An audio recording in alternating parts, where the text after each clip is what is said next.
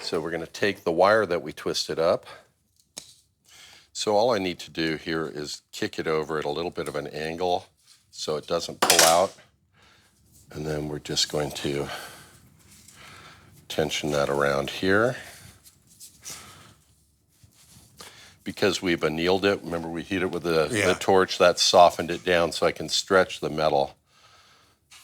Put that through here and find the little pilot hole.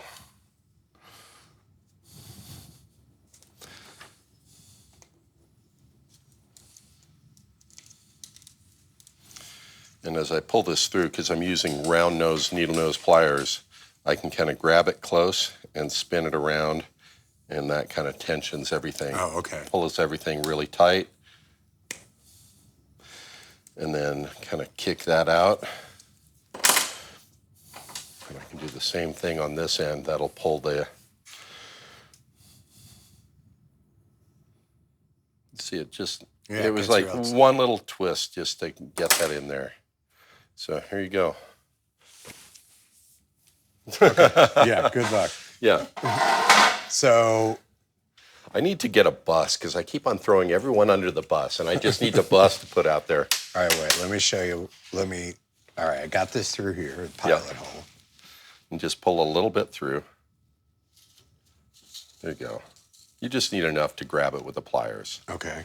And then if you kick it over at about a 90, then it's going to stop it when you start pulling it in. Like that? Yep, and then just pull the wire around.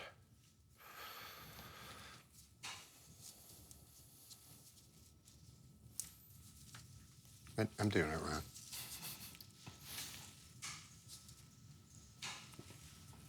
Nope. No? Okay.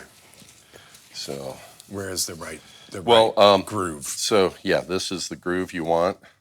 Okay. So you're going the underside. You were skipping it over to the other one. Ruh-roh. Is that right? No. Yeah. Did I screw that up? No, you're good. So we're just going to cut that off here. The hole is really, as you notice when you put it in the other side, a little tight. So just fit that through there.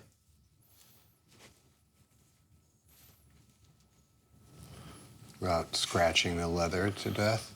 Oh, well, it's, I put greasy fingerprints Here, all over. see if you could do it. I don't know if I could. I don't want to scratch it up.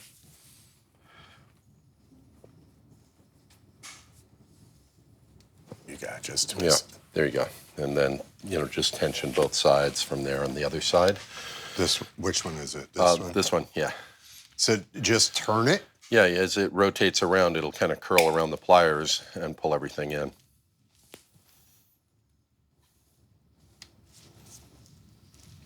Perfect. That? Yep. All right, well, we put the last one in, and we'll get that set.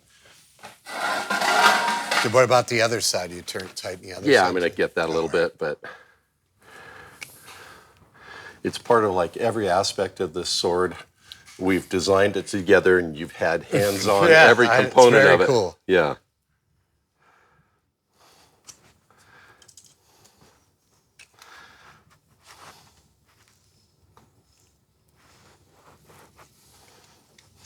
And it's so funny. It's a completely different discipline than drawing or directing and stuff.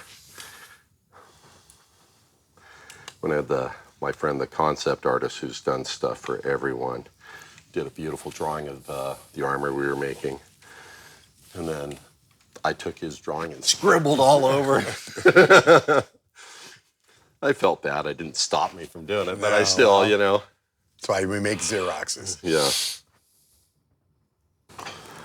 And when we have our leather working buddy put it together, you'll have a similar thing too. Kate's Baldrick, so feel that. Yeah, that's great. That really helps. Yeah. It looks cool, but it also helps with the grip. Yeah, it's and like you said, what were you talking about? A 17th century kind of style. Yeah. So we can take like this polishing cloth, and as we kind of brighten it up here, you can see it'll brighten everything. That combination of colors is really cool. And then the gold will just pop.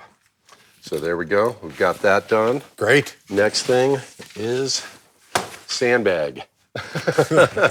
Curvature, not a full hemisphere, because we're going to attach your skull and get everything. So just hit that a couple times and kind of stay on that side. Yeah, and either side of the hammer will work. I'm holding it for you, so you can just hammer. Oh yeah, that's really softened up. Yeah. And if you, instead of, because what you're doing right now is you're pushing the metal like that with the hammer. If you actually kind of arc it in to get that swing, you'll see it'll move a little more.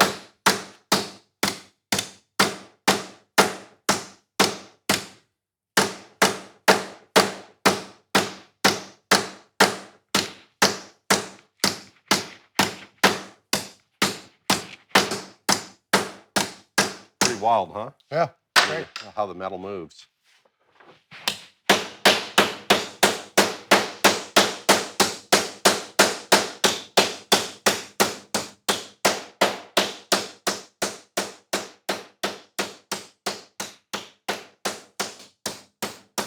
This is a metalworking silversmith armor making technique known as sinking or dishing.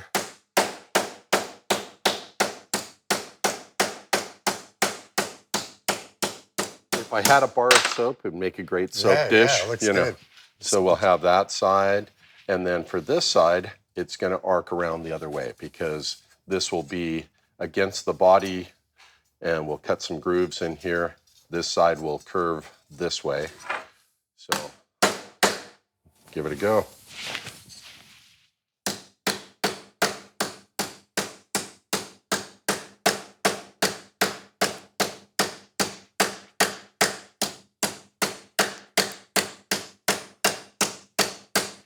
Excellent. It's total, look at that. Yeah, look at that. So we softened this yesterday by heating it, right? Yeah. Do you heat it again, or how do you do something to stiffen it, or does it stay soft? We're going to work harden it by hitting it with another hammer over a stake. We're going to have something this form underneath it. I'll be using a Dixon jeweler's stake we'll put over here in the vise, and then we'll planish it over the top. I'll have you hammer it a little bit. Cool. It's a little awkward with the flat planishing stake because if you don't hit it on the sweet spot, you could chop it up, and we don't have much mass to really mess with it. But let's see, what do I have here? And it's a bit like when we're doing the forge welding. We're applying heat and pressure, and it's sticking it together and making a eutectic bond. In this case, we've annealed it. We've softened the cuprous brass alloy, and so now it's soft. We can bend it around. But we're going to planish it, hammer it smooth with a flat face hammer. You can see how that's flat to kind of match here, where the curvature on the doming hammer and embossing hammer is matching the inside of it. Now we're going to hammer over the outside. Here, let me show you something. So try and bend it. Or try and bend like here. You can see that's pretty stiff already just from dishing it. Right. Once I planish it, it's going to be very rigid. So yeah.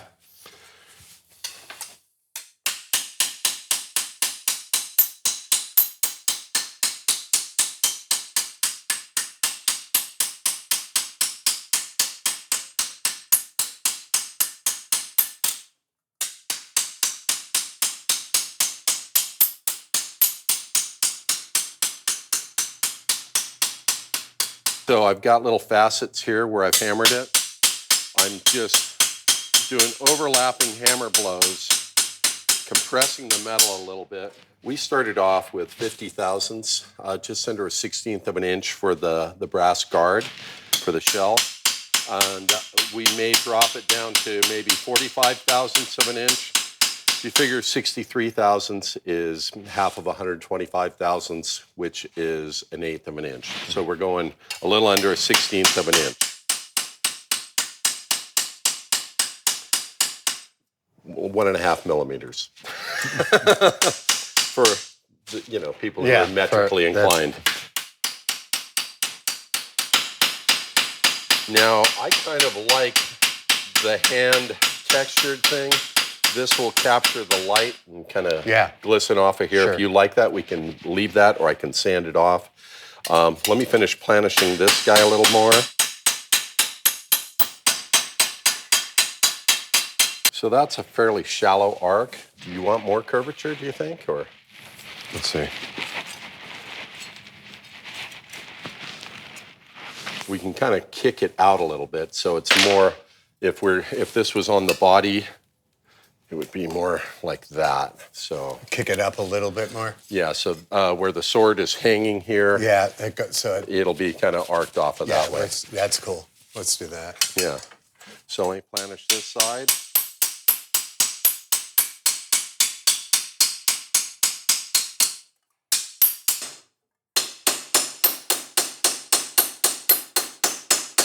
You should bring your sword out in September when I host California Knife Makers Association and show it off. Misty generally comes out, and because she's got her fire goblin thing going on.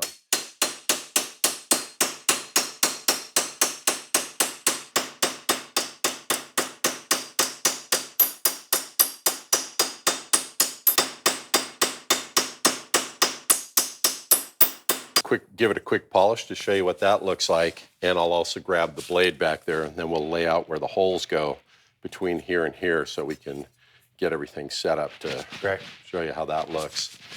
I have these right here, your skull, so you can see we're going to have that coming off of there, probably a little larger one in a couple places. So that'll be cut out of bronze. This is a yellow brass, and we'll have a red silicon bronze. And that coming off of here. And you get your pommel right there. If you grab that, we can, this bit works as glue. Wow, that's really shaping up. Yeah. And then we're going to forge out the big S guard that comes around and does all of that. Okay. I'm going to buff this, be right back with the sword blade. Thinking as if the skull goes here.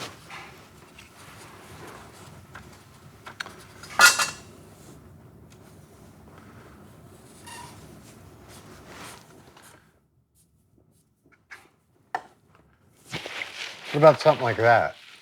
Is that too much? No, that's exactly what we're going to do. Oh, all right. Yeah, we're going to take this. We'll have a center line here, if you have the Sharpie. So we're going to go to about here, and in here the blade will be cut. Right. Okay. Below this, we'll have the guard that wraps around on either side, then this, and then the hilt. So from about this point, we're going to draw lines through here. Well, that's why I thought, can you keep this open? Yeah. And then, well, you could draw the line, you know what I mean? But then, so there's like a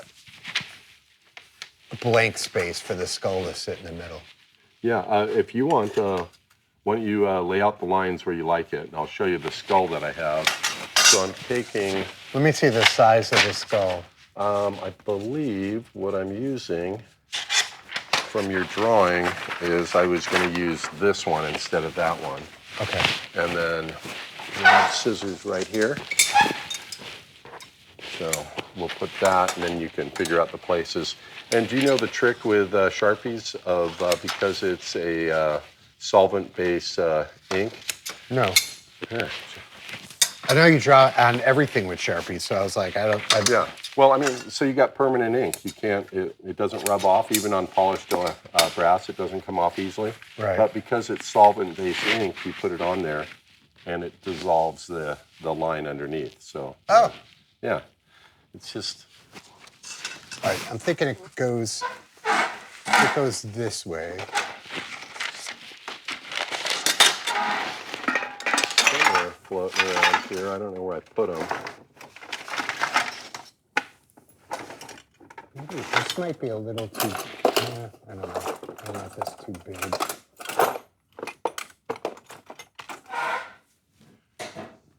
And do you want to incise a line at that crescent? I would leave it so this is sitting right on Yeah, hammering is so nice that I want to kind of preserve it. This is what I'm thinking. But and then the lines are only going to be incised up to about that area, but not cutting into the crescent. Right. Okay. Do you think that'll work? Yeah. It'll be then fine. here you could do. Yeah, we'll do the whole thing from top to bottom. Yeah. Okay. Because that'll really kind of frame this guy pretty nice. Oh, it's going to be gorgeous. I mean, it's really going to be cool. And then we're going to set you loose with what's called a jeweler's saw. It's like a coping saw with a really fine blade, just a little bigger than a human hair, that you're going to be sawing to cut out the shape of the skull. Okay. And, I expect 1 million saw blades to break. Yeah, of course. When Kate cut out her cat. How many did she break? Did she? No, she's not around. I can't mock her on camera. Okay. So what I've done, I've hit it with gap-filling cyanoacrylate to seal in the wires on the end and cut off the excess wires. And then I'll take a carbide burr over at the jeweler's bench and open this up to fit the blade. But I'm going to weld a tang on the blade quickly.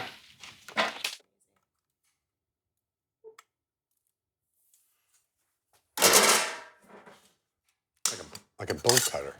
Yeah, it's just a sheet metal punch.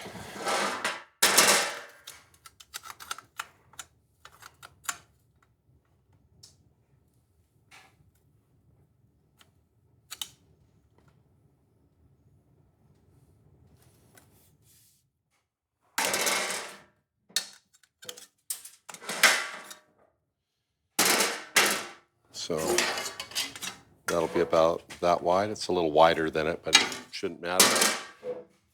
So we're going to go over to the jeweler's bench over here. I'll cut the grooves on that. We'll start piercing out the skull. I'll fit the blade through these holes here. And so let's see. That'll be going on there like that. And I'll make certain the grip fits.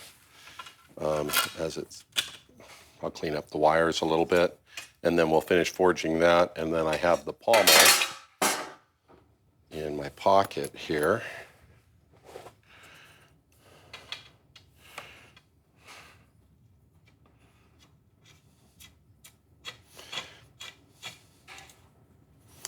With the grip coming off. Let me do it this way here.